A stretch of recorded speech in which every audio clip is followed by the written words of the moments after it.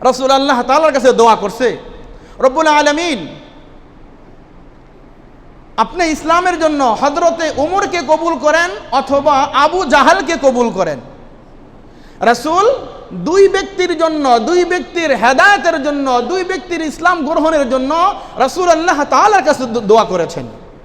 এক হলো হযরতে ওমর রাদিয়াল্লাহু তাআলা আনহু, দ্বিতীয় হলো আবু জাহাল সম্পর্কে।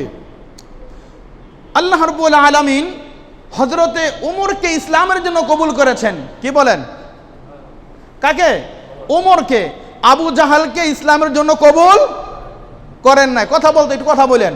আবু জাহালকে ইসলামের জন্য কবুল করে নাই। এখন প্রশ্ন আপনাদের হতে পারে, আল্লাহ তাআলা হযরতে ওমরকে ইসলামের জন্য কেন কবুল করলেন, আর আবু জাহালকে আল্লাহ তাআলা কেন ইসলামের জন্য কবুল করলেন না? রাসূল তো দোয়া করেছেন, ওমরের জন্য দোয়া করেছেন, আবু জাহালের জন্য দোয়া করেছেন, আল্লাহ ওমরের জন্য দোয়া কেন কবুল করলেন? আল্লাহ রাব্বুল আলামিন বলেন, ওয়াল্লাযীনা ইযা যুকিরু বিআয়াতি রাব্বিহিম, যখন তাদেরকে তাদের প্রতিপালকের পক্ষ থেকে কোনো নির্দেশন সমূহ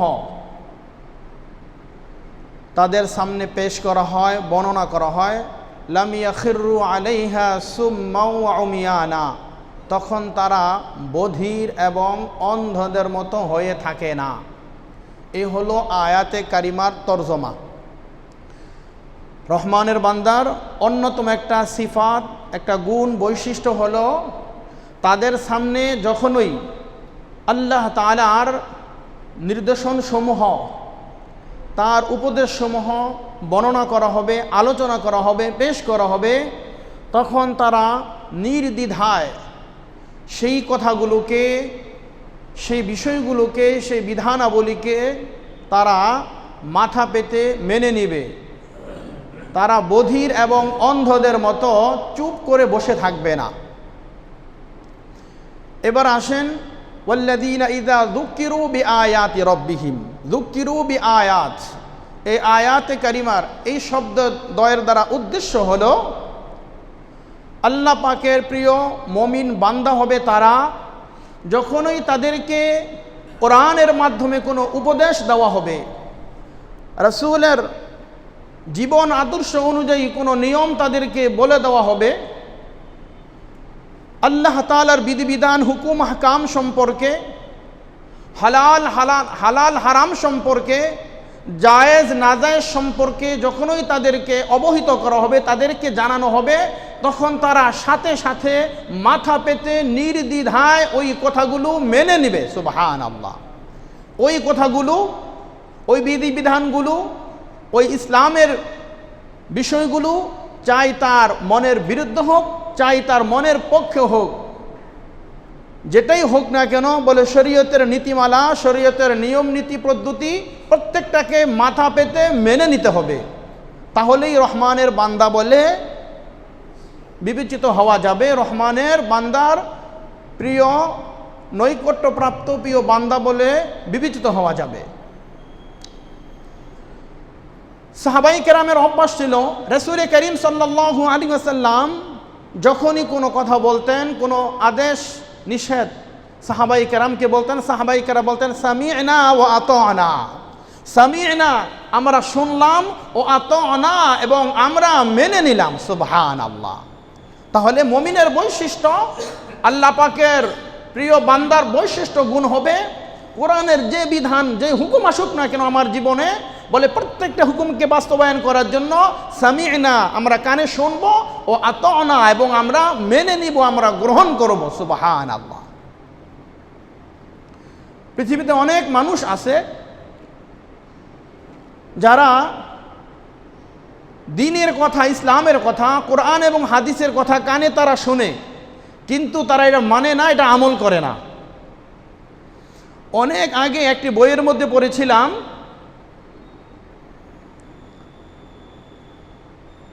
ফেরেশতা তিনজন কবরের কাছে গিয়েছে, যাওয়ার পরে ফেরেশতার হাতে ছিল একটি লাঠি, ওই লাঠি দ্বারা একজনের কানের ছিদ্র দিয়া ওই লাঠি ঢুকাই দিছে। লাঠি প্রবেশ করানোর সাথে সাথে কানের এই পাশ দিয়ে ঢুকেছে, এই পাশ দিয়ে লাঠি বের হয়ে গেছে। আরেক কবরের পাশে গিয়ে আবার লাঠি তার আঘাত করেছে, যে কানের ভিতরে তার ঢোকেই না, লাঠি কানের ভিতরে প্রবেশই করে না। তৃতীয় আরেক ব্যক্তির কাছে গেছে, যে সেই ব্যক্তির কানের ভিতরে লাঠি প্রবেশ করেছে, ফেরেশতার লাঠি প্রবেশ করেছে, প্রবেশ করার পরে এই পাশ দিয়ে প্রবেশ করেছে, মধ্যখানে যাওয়ার পরে ওই পাশ দিয়ে আর বের হয় না। ওই লেখক বর্ণনা করেছেন যে ফেরেশতার এই তিনটা কাজের অর্থ হলো, প্রথম যেই ব্যক্তি তার লাঠি ফেরেশতা এই কান দিয়ে দিয়েছে, ডান পাশ দিয়ে দিয়েছে, বাম পাশের ছিদ্র দিয়ে বের হয়ে গেছে, তার মানে ও ইসলামের সকল কাজ কর্ম কথাবার্তা নীতি নিয়ম পদ্ধতি হুকুম আহকাম হালাল হারাম বলে জায়েজ না জায়েজ সব কিছু এই কান দিয়ে শ্রবণ করেছে আর বাম কান দিয়ে বের করে দিয়েছে। জীবনে বহুত ওয়াজ নসিহত শুনেছে। দেখবেন এক জাতীয় এক শ্রেণীর লোক আছে, বলে ভাই এই বিষয়টা এভাবে করলে ভালো হয়। জানি জানি, শুনছি, এটা বহুত শুনছি।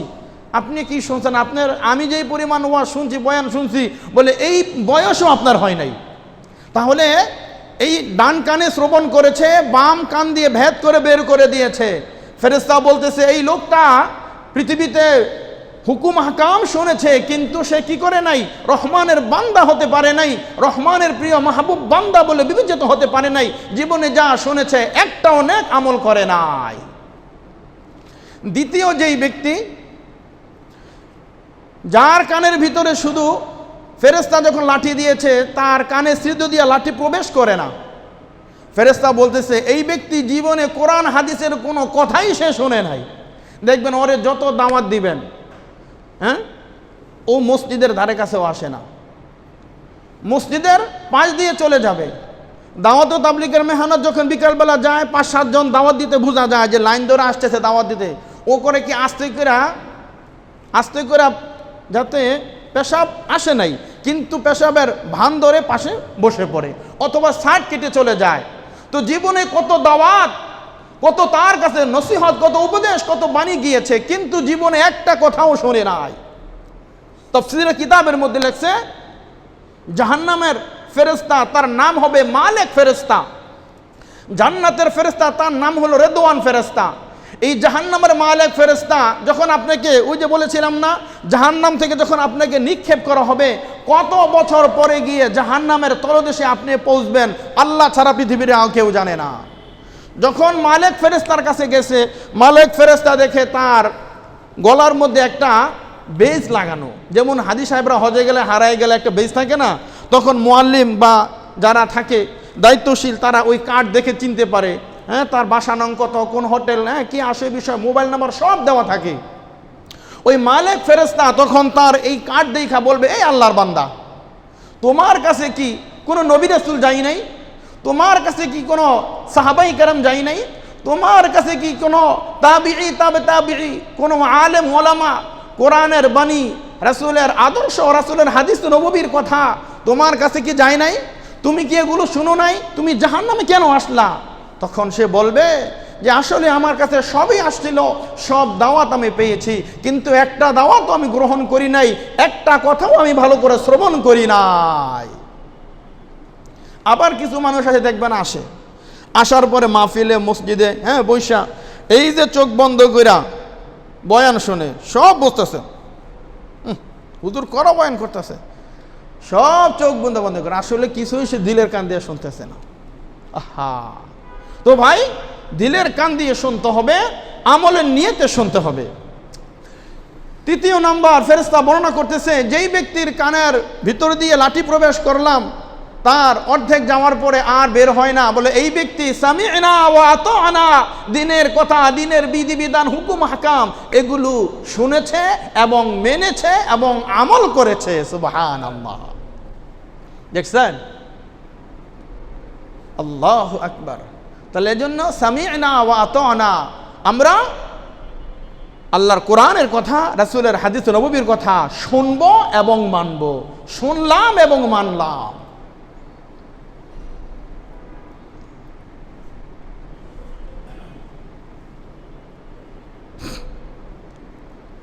যারা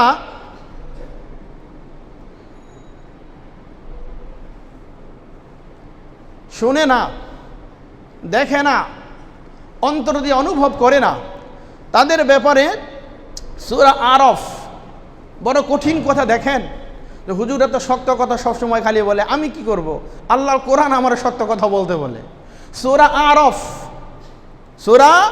আরফ আয়াত নম্বর 179।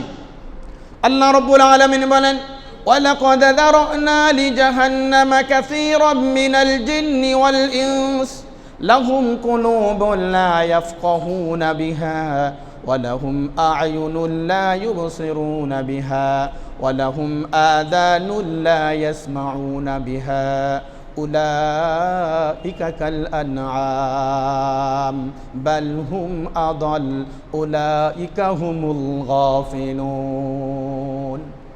আল্লাহ রাব্বুল আলামিন বলেন, ওয়ালাকাদ যারানা লিজাহান্নামা কাসীরাম মিনাল জিন্নি ওয়াল ইনস। আল্লাহ তাআলা বলতেছেন, আমি জাহান্নামীদের জন্য সৃষ্টি করেছি। ওয়ালাকাদ যারানা লিজাহান্নাম, আমি জাহান্নামীদের অধিবাসীদের জন্য আমি সৃষ্টি করেছি। কাসীরাম মিনাল জিন্নি ওয়াল ইনস, বহু পরিমাণে জিন এবং মানুষ। জাহান্নামটা ভরতে হবে না? আল্লাহ তাআলা বলতেছেন, আমি সৃষ্টির মধ্যে জাহান্নামীদের জন্য বহু জিন এবং মানুষ আমি আল্লাহ তাআলা তৈরি করে রেখেছি। বলে তারা কারা? লাহুম কুলুবুন লা ইয়াফকাহুনা বিহা, লাহুম কুলুবুন, যাদের দিল আছে, যাদের কলব আছে, হৃদয় আছে। লাহুম কুলুবুন লা ইয়াফকাহুনা বিহা, কিন্তু ওই কলব দ্বারা উপলব্ধি করে না, বিবেচনা করে না, চিন্তা ভাবনাও করে না। তাদের কি আছে বলেন? দিল রয়েছে। লাহুম কুলুবুন, তাদেরকে একটা দিল আল্লাহ তাআলা দিয়েছেন ভালো মন্দ বিবেচনা করার জন্য, চিন্তা ফিকির করার জন্য। বলে এই দিল দ্বারা তারা কি করে না? চিন্তা ফিকির করে না, কোনো উপলব্ধি করার চেষ্টাও তারা করে না। ওয়ালাহুম আ'য়ুনুন লা ইউবসিরুনা বিহা, ওয়ালাহুম আ'য়ুন, তাদেরকে আমি চক্ষু দিয়েছি, চোখ দিয়েছি, এই চোখ দ্বারা তারা দেখে না, এই চোখ দ্বারা তারা দেখে না। ওয়ালাহুম আযানুন লা ইয়াসমাউনা বিহা, তাদেরকে দুইটা শ্রবণ শক্তি দিয়েছি, কান দিয়েছি, এই কান দ্বারা তারা শোনে না। আল্লাহ বলতেছেন, উলাইকা কাল আনআম, বলে তারা হলো চতুষ্পদ জন্তু। যাদের দিল আছে, দিল দ্বারা কোনো চিন্তা ফিকির করে না, উপলব্ধি করে না, কোরআন হাদিসের জ্ঞান উপলব্ধি করে না, চিন্তা করে না, গবেষণা করে না। এবং যে চোখ দিয়েছি, এই চোখ দ্বারা বলে আল্লাহর কোরআন, ইসলামের হুকুম হাকাম বিধিবিধান এটা দেখেও না দেখার ভান করে, দেখার উদ্দেশ্য হলো মানে না। আর ওয়ালাহুম আযানুন লা ইয়াসমাউনা বিহা, শ্রবণ শক্তি দিয়েছি, এই কান দ্বারা তারা শোনে না। বলে যারা উপলব্ধি করে না, যারা দেখে না, যারা শুনে না, বলে তারা হলো চতুষ্পদ জন্তু। চতুষ্পদ জন্তু গরু, ছাগল, ভেড়া, মহিষ ইত্যাদি হিংস্র প্রাণী হতে পারে। আল্লাহ বলতেছেন বালহুম আদল, বরং এই চতুষ্পদ জন্তুর চাইতেও তারা আরো নিকৃষ্টতম প্রাণী। আরো নিকৃষ্টতম প্রাণী কি আছে? কুকুর। তাফসীর কিতাবে বলেছে কি? কুকুর। বলে যারা দিল আছে, দিল দিয়া দিলের অনুভূতি নাই, কোরআন গবেষণার মধ্যে কোনোই নাই, লিপ্ত থাকে না, বলে দিলকে গাফেল রেখেছে, চোখ দ্বারা ভালো মন্দ কোনো কিছু বাজ বিচার করে না, কান দ্বারা শোনে না, বলে তারা চতুষ্পদ জন্তু। আল্লাহ বলছে তারা চতুষ্পদ জন্তু না, বলে বালহুম আদল, বলে তার চাইতে আরো নিকৃষ্ট। তারা হচ্ছে হিংস্র প্রাণীর চাইতে নিকৃষ্ট, হলো কুকুরের চাইতে আরো নিকৃষ্ট। উলাইকা হুমুল গাফিলুন, বলে তারাই সেই সকল লোক বলে যারা গাফেল, যারা উদাসীন দিনের ব্যাপারে, ইসলামের ব্যাপারে, হুকুমের ব্যাপারে, হালাল হারামের ব্যাপারে, জায়েজ নাজায়েজের ব্যাপারে যারা উদাসীন, যারা গাফেল। আমি বলি নাই, আল্লাহর কোরআন বলছে সূরা আরাফ আয়াত নাম্বার 179। বাসায় গিয়ে তরজমা দেখবেন, একবারে বাংলা তরজমা। আল্লাহ তাআলা বলতেছেন, শোনো, সূরা বাকারা আয়াত নাম্বার 7, আল্লাহ রাব্বুল আলামিন বলেন খতামাল্লাহু আলা কুলুবিহিম ওয়া আলা সামইহিম ওয়া আলা আবসারিহিম গিশাওয়া ওয়া লাহুম আযাবুন আযীম। খতামাল্লাহু আলা কুলুবিহিম ওয়া আলা সামইহিম, আল্লাহ তাআলা তাদের অন্তর, তাদের দিল এবং খতামাল্লাহু আলা কুলুবিহিম ওয়া আলা সামইহিম, এবং তাদের কান, তাদের দিল এবং কান আল্লাহ তাআলা মোহর দিয়া বন্ধ করে দিয়েছে। ওয়া আলা আবসারিহিম, এবং তাদের চোখের উপরে আল্লাহ তাআলা পর্দা দিয়ে ঢেকে দিয়েছে। পর্দা দ্বারা আল্লাহ তাআলা ঢেকে দিয়েছে। ওয়া লাহুম আযাবুন আযীম, তাদের জন্য রয়েছে মহাশাস্তি। তাহলে রহমানের বান্দা হতে হলে প্রথমে কি করতে হবে? শ্রবণ করতে হবে, এরপরে সেটাকে উপলব্ধি করতে হবে। তৃতীয় নাম্বার হলো শোনার পরে সেটা গ্রহণ করতে হবে। হালালকে হালাল জানতে হবে, হারামকে হারাম জানতে হবে। মুসলমান ভালো করে মনে রাখতে হবে, রাসূল করিম সাল্লাল্লাহু আলাইহি ওয়াসাল্লাম যখন দেখলেন দিনের দাওয়াতের ক্ষেত্রে অল্প কিছু সংখ্যক মাত্র মুসলমান হয়েছে, ইসলামের জন্য, দ্বীনের জন্য যদি সম্ভ্রান্ত পরিবারের অথবা যদি ভালো কোনো বীর বাহাদুর সাহসী পুরুষ, বীর পুরুষ যদি ইসলামের জন্য পায়, তাহলে ইসলামের কাজ করতে রাসূল আরো সহজ হবে, রাসূলের ইসলামের জন্য অনেক সাহায্য হবে। রাসূল আল্লাহ তাআলার কাছে দোয়া করছে, রব্বুল আলামিন আপনি ইসলামের জন্য হযরতে ওমরকে কবুল করেন অথবা আবু জাহালকে কবুল করেন। রাসূল দুই ব্যক্তির জন্য, দুই ব্যক্তির হেদায়েতের জন্য, দুই ব্যক্তির ইসলাম গ্রহণের জন্য রাসূল আল্লাহ তাআলার কাছে দোয়া করেছেন। এক হলো হযরতে ওমর রাদিয়াল্লাহু তাআলা আনহু, দ্বিতীয় হলো আবু জাহাল সম্পর্কে। আল্লাহ রাব্বুল আলামিন হযরতে ওমরকে ইসলামের জন্য কবুল করেছেন। কি বলেন? কাকে? ওমরকে। আবু জাহালকে ইসলামের জন্য কবুল করেন নাই। কথা বলতে একটু কথা বলেন। আবু জাহালকে ইসলামের জন্য কবুল করে নাই। এখন প্রশ্ন আপনাদের হতে পারে, আল্লাহ তাআলা হযরতে ওমরকে ইসলামের জন্য কেন কবুল করলেন, আর আবু জাহালকে আল্লাহ তাআলা কেন ইসলামের জন্য কবুল করলেন না? রাসূল তো দোয়া করেছেন, ওমরের জন্য দোয়া করেছেন, আবু জাহালের জন্য দোয়া করেছেন, আল্লাহ ওমরের জন্য দোয়া কেন কবুল করলেন? ওমর রাদিয়াল্লাহু তাআলা আনহুর জন্য আল্লাহ তাআলা এজন্যই দোয়া কবুল করেছেন, তাকে হেদায়েত দিয়েছেন, ইসলামের সুশীতল ছায়া এসেছে। হযরতে ওমর রাদিয়াল্লাহু তাআলা আনহু তিনি সত্যকে সত্য জানতেন, আর মিথ্যাকে মিথ্যা জানতেন, হককে হক জানতেন, না হককে না হক জানতেন। রাসূল যে কথা বলে এই কথা সত্য, কিন্তু আমি মানতে পারি না, সেটা ভিন্ন কথা। রাসূল যেটা বলেছেন এটা মিথ্যা, এটা শরীয়ত বহির্গত, এটা শরীয়ত বহির্গত। রাসূল বলেছে এটা শরীয়ত সম্মত, এটা শরীয়ত সম্মত।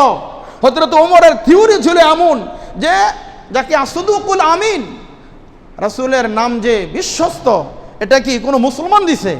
মক্কার কাফের মুশরিকরা আসদুকুল আমিন বইলা আমার রাসূলকে কি করেছে? ঘোষণা করেছে। রাসূল কখনো মিথ্যাবাদী হতে পারে না। ওমরের চিন্তা চেতনা উপলব্ধি, তার বাজ বিচার, দিলের ধারণা কত গভীর দেখেন, যে রাসূল সত্যকে সত্য বলছে, মিথ্যাকে মিথ্যা বলছে, হককে হক বলছে, না হককে না হক বলছে। এটা হলো হযরতে ওমরের থিওরি, ওমরের কথা।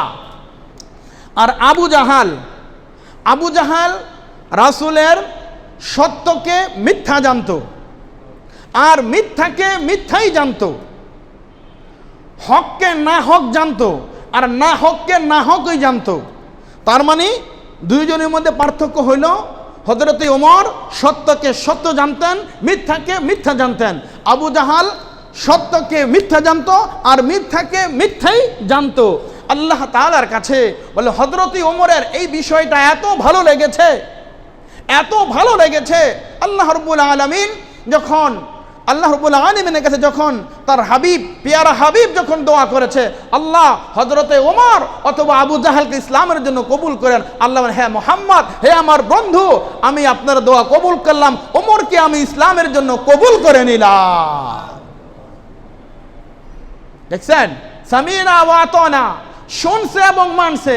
তাহলে আজকে ইসলামের বিধিবিধান, ইসলামের হুকুম আহকাম, হালাল হারাম, জায়েজ নাজায়েজ, বলে এটা আমার দিলের পক্ষে হোক অথবা বিপক্ষে হোক, আমি মানি চাই না মানি, যেটাই হোক না কেন, বলে কোরআন বিদ্বেষী, রাসূল বিদ্বেষী, সাহাবা বিদ্বেষী, বলে রাসূলের হাদিসের বিরোধী অস্বীকারী হওয়া যাবে? তাহলে হেদায়েত তো পাওয়া যাবেই না, বলে হেদায়েত থেকে আরো, ইসলাম থেকে আরো গুমরাহির পথে চলে যেতে হবে। তাহলে চিন্তা করছেন, এজন্য ইসলামের যত হুকুম আছে, আল ইসলাম নিহাদান, গর্দানকে ঝুঁকাইয়া দেওয়া, ইসলামের মধ্যে গর্দানকে ঝুঁকাইয়া দেওয়া, মাথা পেতে মেনে নিব। বলে আল্লাহ তাআলার হুকুম আহকাম বিধিবিধান থাকবে আমার মাথার উপরে, আর আল্লাহ তাআলার হুকুম আহকাম ছাড়া যত বাতিল ফিরকা আছে, বলে সব কিছু থাকবে আমার পায়ের পদতলে। আল্লাহর হুকুমকে আমার বাস্তবায়ন করতে হবে। আলোচনা অনেক লম্বা হয়ে যাচ্ছে, সেদিকে যাচ্ছি না।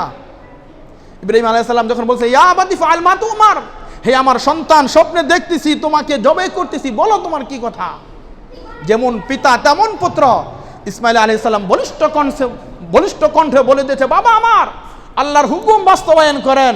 আপনার রব আপনাকে যে হুকুম করেছে, রবের হুকুমকে আপনি বাস্তবায়ন করেন।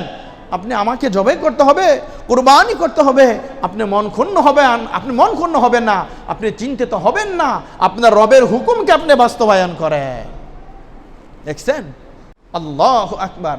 তাহলে হককে হক জানতে হবে, না হককে না হক জানতে হবে, সত্যকে সত্য জানতে হবে, মিথ্যাকে মিথ্যাই জানতে হবে। সত্য আর মিথ্যাকে মিশ্রণ করা যাবে না, একত্রিত করা যাবে না। সত্য মিথ্যা যখন একত্রিত করে ফেলবেন, তাহলেই বোঝা যাবে আপনার কপাল পড়েছে। আল্লাহ ওয়াল্লাযীনা ইযা যুকিরু বিআয়াতি রাব্বিহিম, ওয়াল্লাযীনা ইযা যুকিরু বিআয়াত, এই আয়াত দ্বারা উদ্দেশ্য হলো যে আল্লাহ তাআলা কোরআনে কারিমের নির্দেশন, হুকুম হাকাম যখন আপনার কাছে যাবে কোরআনের মাধ্যমে,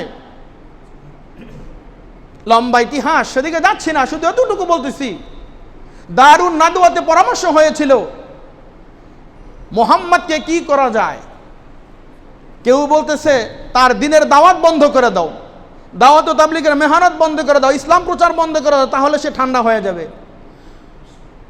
আবু জাহাল বলতেছে তাকে দেশান্তর করে দাও। এই মুহূর্তে বৃদ্ধ ইবলিস লাঠি একটা নিয়ে টুক টুক টুক টুক করে আসছে, বলে শোনো আমার একটা পরামর্শ। বলে কি?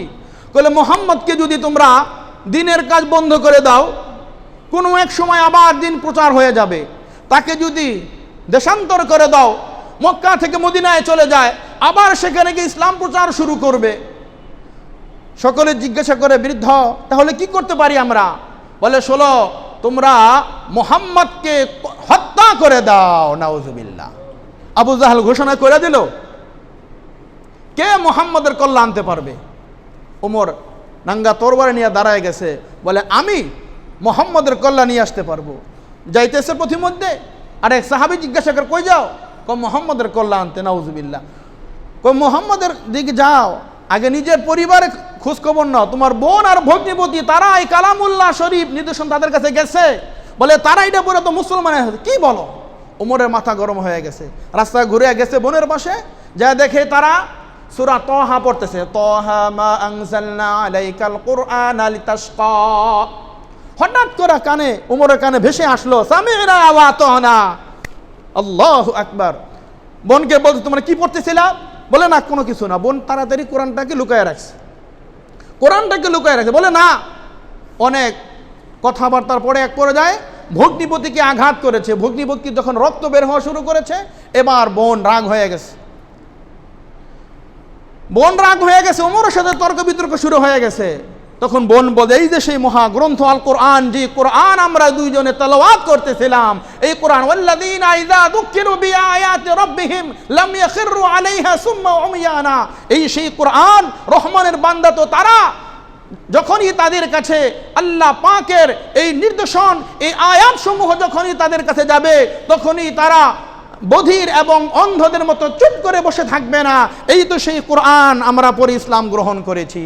বলে তাই নাকি? বলে বোন দাও আমি একটু পড়ি। বলে না, তুমি পবিত্র না, তুমি অপবিত্র, ওযু করো, গোসল করো, এরপরে এই কোরআন তোমাকে দেওয়া হবে।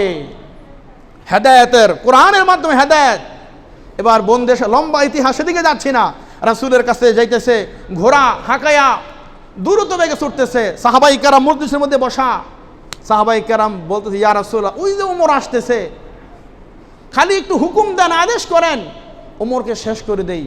রাসূল বললেন থামো তোমরা, ওমর যদি ভালো নিয়তে আসে তো ভালো, না হলে ওমরের তরবারি ওমরকে ফয়সালা করে দিবে। ওমর অনেক দূর থেকে ঘোড়া থেকে লাফ দিয়ে নেমে তাশাহুদের সূরতে হাঁটু ঝানু করে মাথা নত করে বলে ইয়া রাসূলুল্লাহ, আর দেরি করতে চাই না, আমাকে পড়ে দেন আশহাদু আল্লা ইলাহা ইল্লাল্লাহ ও আশহাদু আন্না মুহাম্মাদার রাসূলুল্লাহ। কালিমা গ্রহণ করে, ইসলাম গ্রহণ করে এবার তরবারি নিয়ে ফিরতেছে। আয়েশা আবু জাহেলের কাছে, এ আবু জাহেল, আশহাদু আল্লা ইলাহা ইল্লাল্লাহ ও আশহাদু আন্না মুহাম্মাদার রাসূলুল্লাহ। আবু জাহেলকে কামড় হইল কি? পাঠাইলাম মুহাম্মাদের কল্যাণ আনতে, আর এখন থেকে উল্টা মুহাম্মদ থেকে কালিমা পয়রা মুসলমান হইয়া এখন ওমরে আমাকে কালিমার দাওয়াত দিতেছে। সুবহানাল্লাহ। ওমর সত্যকে সত্য জানছে, মিথ্যাকে মিথ্যা জানছে। রাসূল বলছেন আনা খাতামুন নাবিয়িন লা নাবিয়্যা বাদি, লাকানা ওমর, আমার পরে আর কোনো নবী নাই, যদি কেউ নবী হয় তাহলে হবে হযরতে ওমর। সুবহানাল্লাহ। যেই লোকটা ইসলামের আগে কি ছিল বলেন? একটা কথাই বোঝাতে চেয়েছি, হযরতে ওমর সত্যকে সত্য জানছে, মিথ্যাকে মিথ্যা জানছে, হককে হক জানছে, না হককে না হক জানছে, জুলুমকে জুলুম জানছে, অত্যাচারকে অত্যাচার জানছে। কি বলেন? এই কারণেই আল্লাহু আকবার, আরহাম উম্মতি বি উম্মতি আবু বকর, আবু বকরের আমলের পাল্লা এক পাল্লায় দিলে, পুরা পৃথিবীর মানুষের আমল এক পাল্লায় দিলে আবু বকরের পাল্লা ভারী হয়ে যাইব। সুবহানাল্লাহ। সে আবু বকরের কথা রাসূল বলে নাই, রাসূল বলছে আমি সর্বশেষ নবী, আমার পরে কোনো নবী হবে না, যদি হয় তাহলে হবে হযরতে ওমর। আহা, দুনিয়া কি আদালত মে তেরা নাম রহেগা, दुनिया की अदालत में तेरा नाम रहेगा, उमर तेरा इस्लाम से नाम रहेगा, दुनिया की सदाकत में तेरा नाम रहेगा, सिद्दीक तेरा नाम से इस्लाम रहेगा। কবি বলতেছে দুনিয়ার মানুষ, দুনিয়ার যত সত্যবাদী আছে, বলে সমস্ত সত্যবাদীদের নামের সাথে হযরতে সিদ্দিক আকবরের নামটা স্মরণের অক্ষরে লিখিত থাকবে। দুনিয়ার যত আদালত আছে, দুনিয়ার যত বিচার কার্যালয় আছে, বলে সমস্ত বিচার কার্যালয়ের মধ্যে হযরতে ওমরের নামটা স্মরণের অক্ষরে লিখিত থাকবে। আজকে রাজ্যটা যদি হযরত ওমরের মতন হইতো, আজকে খেলাফত যদি হযরত ওমরের মতন খেলাফত হইতো, খেলাফত সম্পর্কে আলোচনা ইতিপূর্বে লম্বা ইতিহাস, নিজের ছেলের পর্যন্ত হযরত ওমর ছাড় দেন নাই। ওদিকে আলোচনা, লম্বা আলোচনা ওদিকে গিয়েছে, যাওয়ার সুযোগ নেই আজকে। তাহলে বলতেছিলাম সত্যকে সত্য জানতে হবে, মিথ্যাকে মিথ্যা জানতে হবে। গত সপ্তাহে গেল না, ওয়াল্লাযীনা লা ইয়াশহাদুনা যুর, বলে মিথ্যা সাক্ষ্য দেওয়া, বলে এই মিথ্যা সাক্ষ্য দেওয়া এটা নিজের নফসের বিরুদ্ধে হোক, বলে আমার আত্মীয়ের বিরুদ্ধে হোক, আমার মা বাবার বিরুদ্ধে হোক, আমার দলের বিরুদ্ধে হোক, যার বিরুদ্ধেই হোক না কেন, বলে সত্যকে বাস্তবায়ন করতে হবে। বলে তাহলেই কি হওয়া যাবে? তাহলেই এই জাতির ভবিষ্যৎ সুন্দর হবে। আর সত্য মিথ্যাকে যখন সংমিশ্রণ করবেন, আয-যুলমু যুলমাতুন ইয়াউমাল কিয়ামা, বলে জুলুম কিয়ামতের দিন বিশাল অন্ধকার রূপ ধারণ করে এরপর আপনার সামনে আসবে। আজকে জুলুম অত্যাচার আজকে সীমাহীন ভাবে আজকে চলতেছে। আহা, তাহলে ওয়াল্লাযীনা ইযা যুকিরু বিআয়াতি রাব্বিহিম লাম ইয়াখিরু আলাইহা সুম্মা ওয়া উমিয়ানা, রহমানের বান্দা হবে তারা যাদের সামনে আল্লাহ তাআলার নির্দেশনসমূহ, উপদেশসমূহ যখন বর্ণনা করা হবে, তখন সেগুলোকে তারা বধির এবং অন্ধদের মতো তারা বসে থাকবে না। কাফের মুশরিক তারা হলো বধির, তারা হলো অন্ধ। বলে তাদের কাছে কোরআন হাদিসের জ্ঞান কথা যত কিছুই বলেন না কেন, বলে এটা কোনো তাদের কাছে এই ডাক্তার ডোন্ট কেয়ার, কিছুই তারা মনে করে না। তাদের কাছে এই সকল বিষয়গুলো কোনো কিছুই তারা মনে করে না।